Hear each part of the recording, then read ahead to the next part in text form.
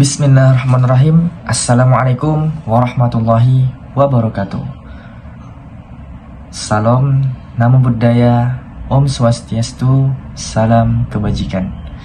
Izinkan saya memperkenalkan diri. Nama saya Fajar Kurniawan, mahasiswa Sekolah Tinggi Agama Islam Hubbullah Tonduri, NIM 22.00.4146 dengan jurusan Program Studi Pendidikan Agama Islam. Pada kesempatan kali ini, saya mendapatkan tugas mata kuliah Pendidikan Multikultural dan Moderasi Beragama yang diampuh oleh Bapak Dr. Muhammad Fikri Azhari MPD.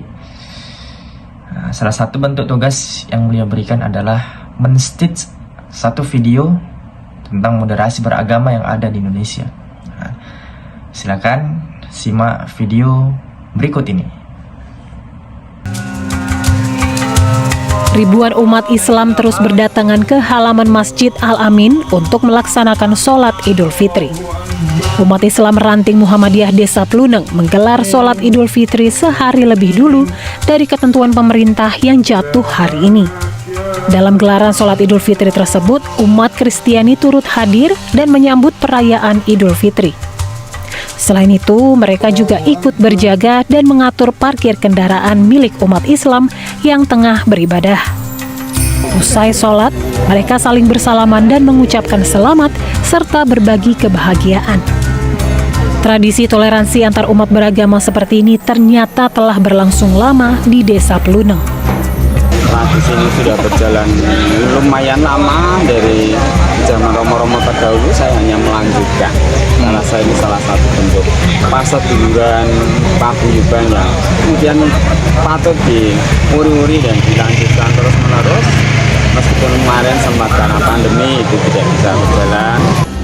Dari Klaten, Jawa Tengah, Iwan Purwoko, MGN. Nah, melihat tayangan video tadi yang terjadi di Desa Klaten, Jawa Tengah, di mana umat Kristiani berbondong-bondong untuk menghadiri pelaksanaan sholat Idul Fitri. Mereka hadir bukan untuk melaksanakan sholat Fitri, namun melainkan untuk menyaksikan, kemudian menunjukkan rasa solidaritas mereka atau memberikan dukungan moral terhadap komunitas Muslim yang sedang beribadah. Mungkin kita bertanya-tanya, mengapa hal ini bisa terjadi? Mengapa umat Kristiani yang ada di Desa Klaten, Jawa Tengah ingin menghadiri pelaksanaan sholat Idul Fitri yang dilaksanakan oleh umat Islam secara berjamaah? Yang pertama, mereka ingin menunjukkan rasa solidaritas mereka dan toleransi antar umat beragama. Mereka ingin mewujudkan rasa penghormatan dan dukungan terhadap umat Muslim, khususnya di Desa Klaten, Jawa Tengah. Bahwasannya perbedaan bukan hal yang memecah belah, namun perbedaan menunjukkan rasa keharmonisan dan kerukunan yang ada di desa tersebut. Kemudian alasan yang kedua, yakni simbol keberagaman dan persatuan bangsa. Kita melihat dalam konteks kebangsaan, sebagai bentuk tindakan seperti ini adalah bentuk nyata semangat Bhinneka Tunggal Ika, yakni berbeda-beda tetap satu jua.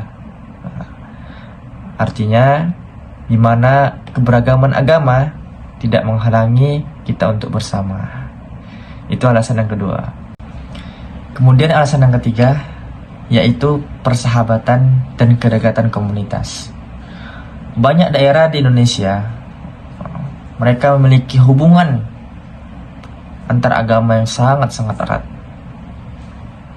Dalam konteks seperti ini, kehadiran umat Kristiani dalam sholat Id mencerminkan hubungan personal yang hangat antara warga lintas agama. Ini alasan yang terakhir ya. Selanjutnya, bagaimana hal ini bisa dilakukan? Jadi umat Kristiani hadir dalam pelaksanaan sholat Idul Fitri, mereka tidak mengganggu kekhusyukan umat Muslim saat beribadah. kemudian hadir memakai pakaian yang sopan dan menghormati tata cara ibadah sholat Idul Fitri. Ini yang sangat luar biasa. Jadi ada bentuk konkret atau bentuk nyata dalam partisipasi umat Kristiani. Yang pertama, hadir dan menyaksikan di sisi lapangan.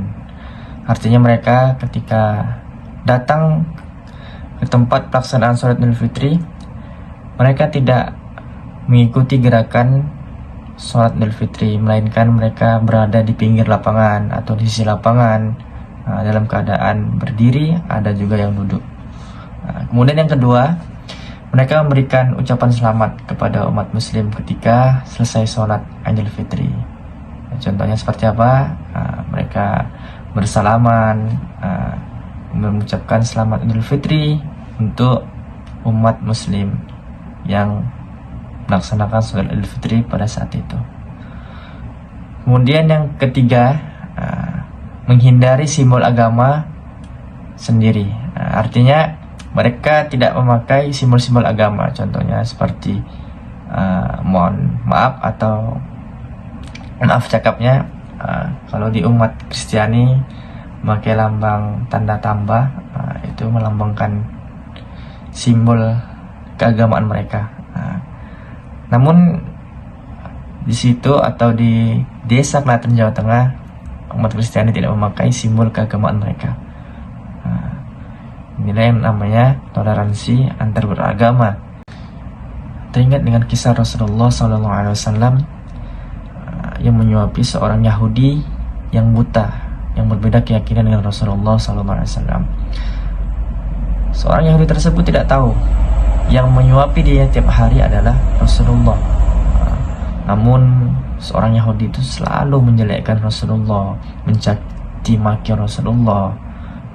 Tapi Rasulullah menyikapi hal tersebut dengan sikap yang humble, yang santai, tidak sakit hati. Inilah yang harus kita contoh dari keteladanan Rasulullah. Bahkan ketika kita dihadapkan dengan suatu hal tersebut, mungkin kita akan membalasnya, mungkin kita akan menghinanya kembali, atau bahkan kita akan memukulnya. Namun yang dilakukan Rasulullah tidak.